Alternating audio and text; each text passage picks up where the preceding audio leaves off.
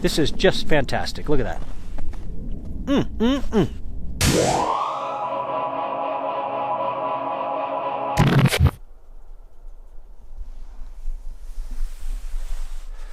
Hey, good morning. It is a brisk 12 degrees out here. And I'm at the famous Moulton barn here in Grand Teton National Park. So this is one of the 3 probably most popular photography locations in Grand Teton National Park. And for good reason, it's beautiful out here. It's before sunrise, quite a ways, like maybe another half hour before sunrise. And I'm out here early on purpose. The location I've chosen this morning, I'm going to come here until the sun kind of starts hitting the mountains.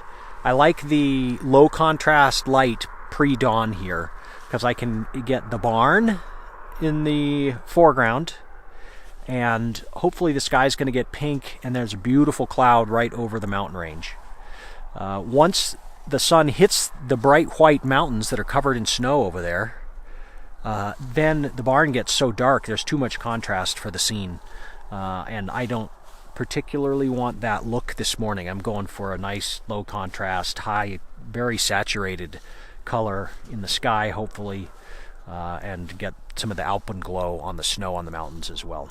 So that's what I'm going for. It looks totally promising this morning. There's no clouds to the east where the sun's going to come up, and there's this beautiful cloud right over the mountains. Right there. Just gorgeous. So I'm going to get set up here. It's nice and early, so I don't have to rush today. I've kind of been on a roll of being late to the party the last couple times I've gone out. So this morning I made sure that didn't happen. So I'm going to go out into this field here, out in here, and get my composition set up the way I want. And then I'm going to wait for that beautiful pinky purpley sky to show up. It should be great. Let's go out there. I'm shooting a time lapse right here with the little Canon G7X. That'll be running the whole time. It's just shooting one photo every 3 seconds, and then it'll piece that all together for me into a nice little time lapse. And then I'm going to be here shooting with the Nikon D850 and a 24 to 70 millimeter lens. I'm going to be shooting at the long end of that, probably right at 70 millimeters, as I move in closer to the barn and to get my composition set up. So let's go out there and do it.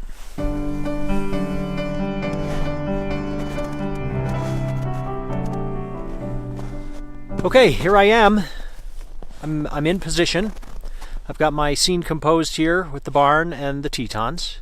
I moved in a little closer than I was originally expecting to the barn to kind of make it a little more of a presence in the photo. Further back, the barn is a lot smaller in relation to the mountains. So I wanted to get in a little bit tighter this morning and exclude some trees that are in the scene here as well. So there's this tree over here that I didn't want in the frame, and then over here. So I got in tight enough here that I'm just shooting the barn and some of the related fences. And then that gorgeous cloud that's rolling up right over the Grand Teton. Right there. And now it's just kind of a matter of waiting for the light. So I'm going to stand here and hang out and ramble on into the camera just to pass the time. Not really. But so here's my setup right now. That's how it's framed in live view. I'm shooting at base ISO 64, f8. Right now, I'm shooting in aperture priority and exposure compensation of 0, and it's given me a 1-second exposure. And I'll shoot one off there. It's on electronic shutter, an exposure delay. So when I press the button, it gives it a minute for everything to settle out, and then it's an electronic shutter. So it'll be no camera shake. And so far that looks good. I think I might actually go a little bit positive on exposure compensation here. I'm going to try 0.7. I want the scene to be really nice and bright. Yeah, that looks good. So at plus 0.7, I'm not getting any highlights that are burned out. The scene, it looks a little bit washed out in camera, but part of that's because it's still kind of dark out here, and part of that's because I want the image a little bit brighter than I'll actually use it, and I'm going to darken it down just a hair in Lightroom when I get it done. So now we wait. It's beautiful out here. I hear some coyotes howling, and the moon is up there. And I'm the only one here. It's mid-November, and that is not a prime tourist season here in Grand Teton National Park, which is nice. I can be out here all alone.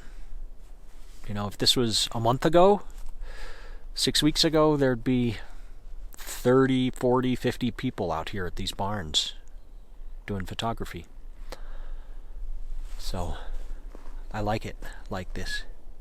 I'm going to enjoy the quiet for a while. I'm going to turn the camera off. Bye-bye.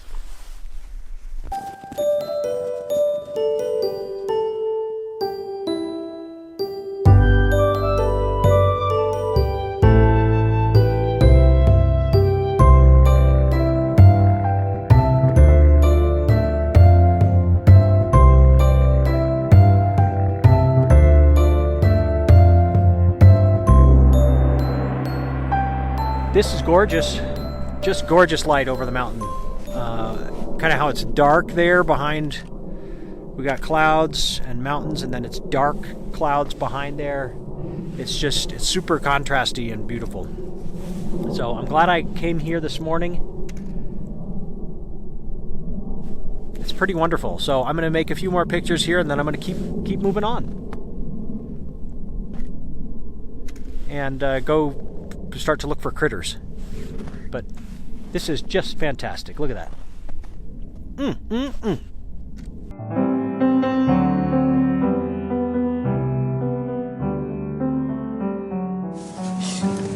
Okay, that was a fantastic sunrise. Just gorgeous. Gorgeous light, gorgeous clouds. Mwah! Perfect. So now I'm going to decide what to do next.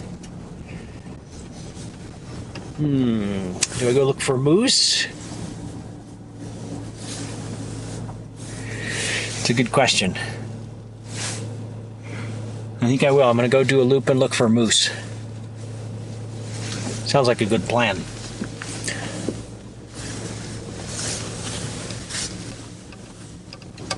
And along the way, while I'm looking for moose, I'm going to keep my eye on the mountains and the clouds because they are fantastic. And I might stop and make some infrared photos of that scene or some regular color photos of that scene as well, because it's just gorgeous out there. Big, beautiful cloud right over the mountains and wonderful sunrise light. That's great. Actually, I see a couple of moose out here. More than a couple. 1, 2, 3, 4, 5, 6, 7, 8, 9, 10. So there's a bunch of moose out there. They're probably like 400 or 500 yards off the road, and they're just out in some kind of flat sagebrush area. Doesn't look particularly compelling to me at this moment, so I think I'm going to keep driving by them and continue looking elsewhere.